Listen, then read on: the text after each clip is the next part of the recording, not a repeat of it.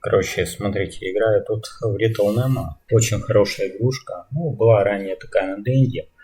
Денди это такой типичный платформер. А вот здесь игра действительно очень крута. Ну, что тут показывать вам? Ой, много всякой фигни. Карта есть, уровни, видите. Ну вот, да. Боссов много. Сейчас видите, всяких вот этих игрушек, они как это вспомогательные для прохождения обязательно нужны.